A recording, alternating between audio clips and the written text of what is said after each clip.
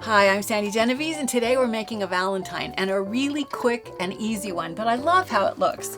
I've left it in the envelope because I always tell you start with the envelope. So whatever size you're going to do, be sure you start with your envelope and then you cut your paper. I'll give you the dimensions of mine, but cut it so that it fits your envelope. Notice that on the cover, I've used my heart shape more like a stencil. And then I've written love you, love you, love you. We're going to see how to do that. And then inside, I've just used vellum stickers and another little heart at the bottom for the same love you message.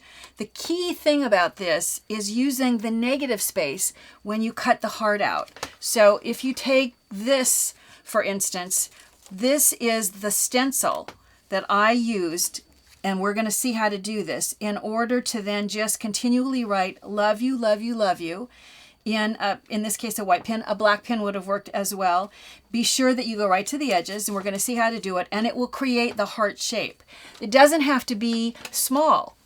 If I take this one, this larger heart, you can see that that's what I used in order to create this look that very much looks like a heart, because you go right to the edges. Even if you have to, if I set this back down, you can see even if you have to really elongate a letter, or if you have to hyphenate a word so that you go right to the edges, it is important to do that so that when you pull it off, you still see that heart shape.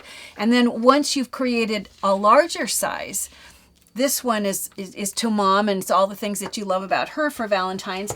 This one was my handwriting. Here I did one, the things I love about you, printing. But instead of putting it as a card, you can see that I've just put it inside a frame.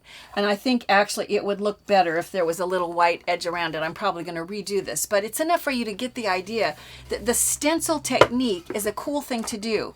And if you have a die cut and it's solid, that's great. But even if you cut by hand and you cut in here, just tape it back together so that you have a stencil to work with in order to create this. So as I said, you want to start with your envelope. The size of my card is 6 inches by 8.5. So that's the size of my card. And the first thing I did was folded it in half, because that meant that it was going to fit just perfectly inside the envelope, the white envelope that I wanted to use. Then once you've got that, then take your stencil, and it's going, I have to turn this right side up because I can't handwrite love you, love you, love you. I will turn it back around in just a minute so you can see. And you'll be surprised how quickly this goes together. Position it wherever you want it on your card, and then hold it tight. You can even, in fact, it makes good sense really. I think I am going to go back just to make sure it doesn't move around too much on me. And out of laziness, I don't usually do this part, but really, especially if I'm showing somebody else how to do this, this is the safest thing to do to keep it from sliding around while you write. Then I like writing at an angle, but you don't have to. So I'm going to start right here. And as I said, I'm going to go right to the edges, right off the edge. So love you. And then I'm going to start L-O. The V would keep going. I'll start love you. And just keep going. Now I'm writing love you, because that's generic and would work for anything. But making it yourself, think how personal. You could put somebody's name over and over. You could write a message that you wanted them to read all the whole way through.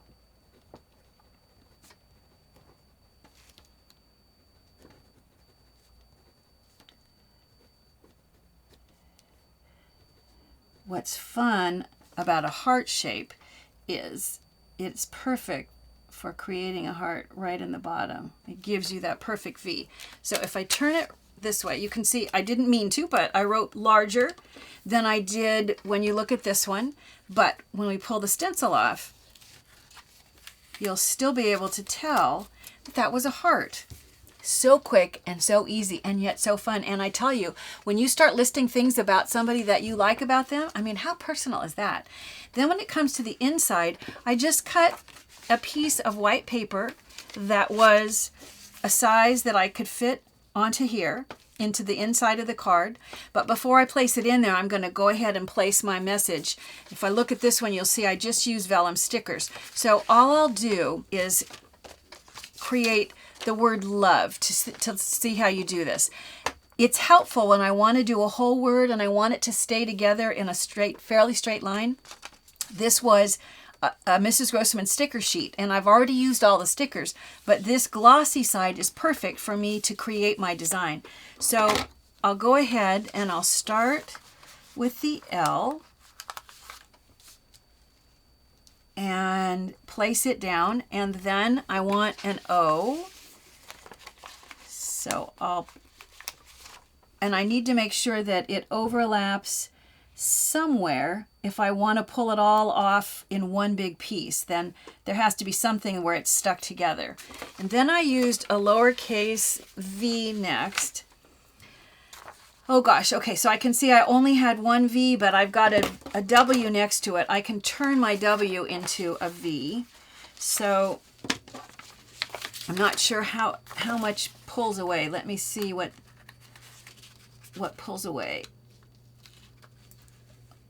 What pulls out of there? Okay, so what I need to do is I need to trim off right here enough to create a V from my W.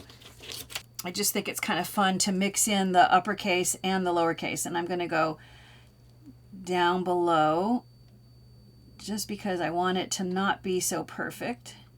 And once again, you want it, the beauty of vellum, you really can tell that it's vellum when it overlaps. So I think it's important to do that, and it's going to make it much easier to place the whole strip together. And then the capital E at the end. I'll go ahead and try to keep my fingers out of the way. And I like having both sides of this V show. So I'm going to lift up this edge, and I'm going to tuck this underneath. I think I'll go back to where it looks a little bit like it's about the same, following the line of the L and the O, or somewhere in that vicinity. So if I now push down on all the places where they intersect, it should be easy enough to just curl this backing away and see how the whole thing is going to pull off together in one piece. That's going to allow me to bring it over here, position it onto the white. I shouldn't be doing this upside down. For some reason, I can't tell when things are straight upside down. I don't know why. But I'll go ahead and I have love. You're going to do the same thing, the same process for the U, and then you look and see I've put a heart, but you might want to have room for a message. You also have the other whole side of the card here. Now once you have the card completed, there's a fun little thing that you can do. Here you can see if you have magazine ads that have these perfumed pages, you could take this, open this up because it's scented, if it's a scent that you like, and then all you need to do is cut this into your heart shape and drop this as confetti into your envelope, and then it's even going to smell good. You know, every time you cut out a heart, the heart hole, it's going to make a great stencil for everything from cards to framed pictures, and it's so very personal. Remember, I love hearing your comments. Be sure to share us with your crafting and your scrapbooking friends. If you want to, you can like us with a thumbs up. Don't forget to sign up for these free weekly videos. However, if you want access to hundreds of past episodes, or if you want to be able to print a color instruction sheet, then you might want to consider joining the Gold Club. Bye for now.